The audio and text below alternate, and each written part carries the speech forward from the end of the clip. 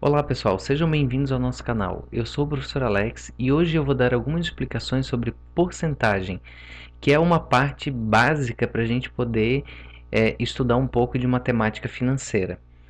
Então vejam que uma porcentagem ela é uma fração de denominador 100. Isso quer dizer o quê? Numa fração que a parte de cima nós colocamos no numerador e a parte de baixo o denominador, o 100 ele sempre vai ocupar o denominador, para a gente poder dizer que é uma porcentagem, para a gente poder se referir a uma porcentagem.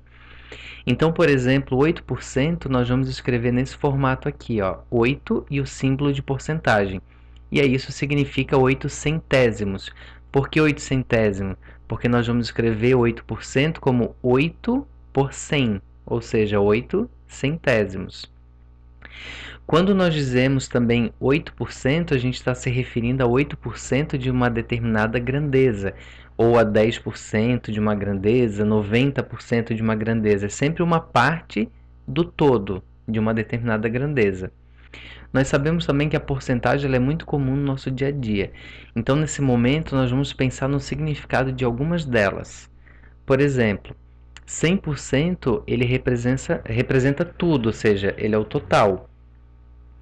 50% representa a metade do todo, 25% a quarta parte do todo, então significa que eu dividi o todo, a grandeza, em quatro partes e considerei uma.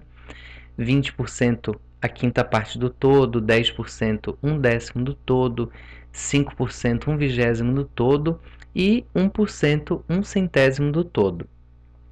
E aí nesse momento então nós vamos pegar alguns exemplos de como usar a porcentagem para resolver alguns problemas. Então veja esse exemplo aqui.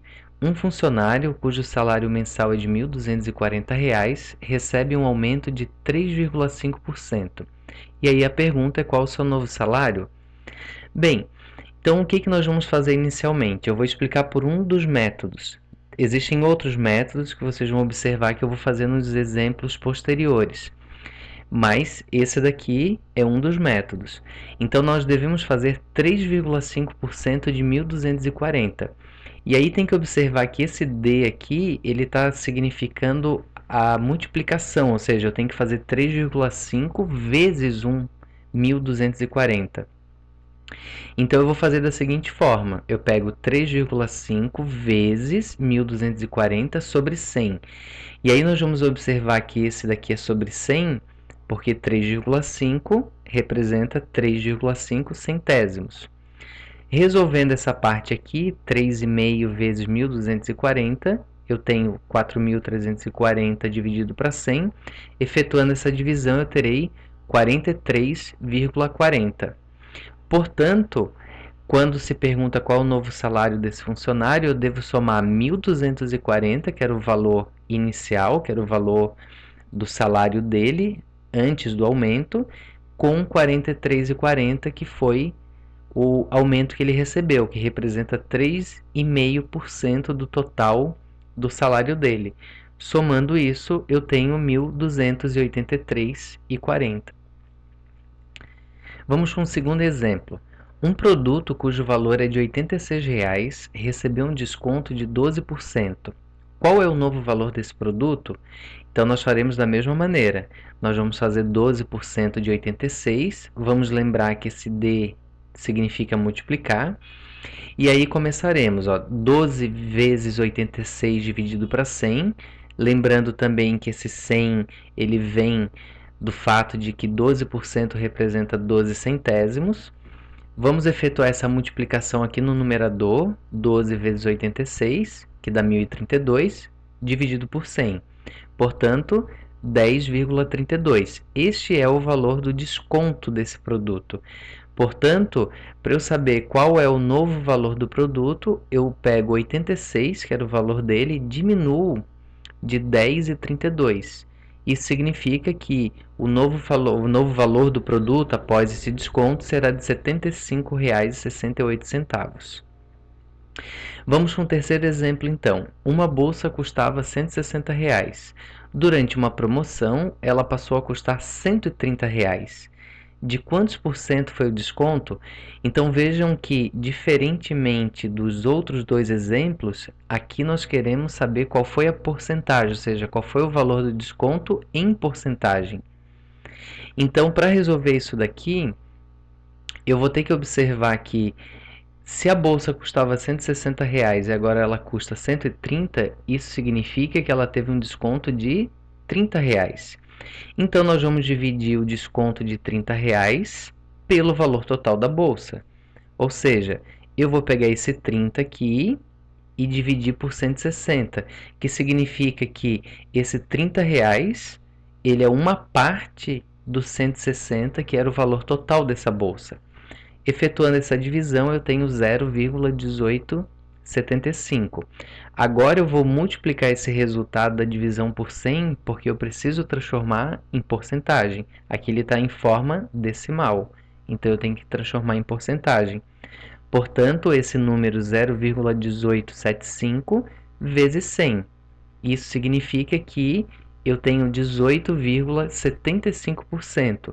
Ou seja, a bolsa que custava R$ 160 teve um desconto de R$ 30, o que representa 18,75% do valor total da bolsa.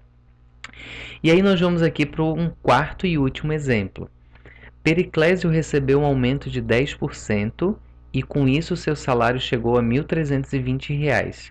Qual era o salário de Periclésio antes do aumento?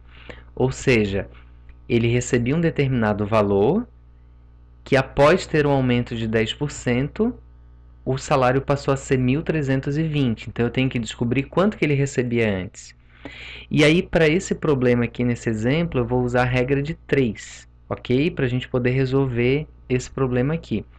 Então, nós vamos montar a regra de 3 da seguinte maneira. Nós vamos colocar o salário e a porcentagem. Vejam que o salário dele é de R$ 1.320. Quantos por cento que representa isso? O salário dele inicial representava 100%. Se ele teve um aumento de 10%, então agora 1.320 representa o 100% que ele tinha com os 10% que ele ganhou. Ou seja, 1.320 representa 110%. Agora eu quero encontrar qual o salário dele inicial, que representa 100%, ou seja, 100% representa o salário dele no início. E aí a gente vai resolver isso aqui através de uma regra de 3, e para isso a gente tem que fazer uma multiplicação cruzada. Então eu faço 110 vezes x, eu terei 110x, e agora 1.320 vezes 100, que eu vou ter essa multiplicação que eu farei agora, ok? Então, nesse momento aqui nós vamos resolver essa equação. 110x, 1.320 vezes 100 vai dar 132.000. Agora eu faço 132.000 dividido para 110, porque numa equação esse que está multiplicando passa dividindo. Portanto, eu vou ter R$ 1.200. O que isso significa? Que o salário do Periclésio lá no início era de R$ 1.200, depois ele teve um aumento de 10% e chegou a 1.320. E daí para finalizar, eu quero dizer para vocês que na verdade todos os exemplos, esses 4 exemplos que nós fizemos, todos eles poderiam ser resolvidos através da regra de 3. Tá certo, pessoal? Então é isso, se inscrevam no canal e até uma próxima aula.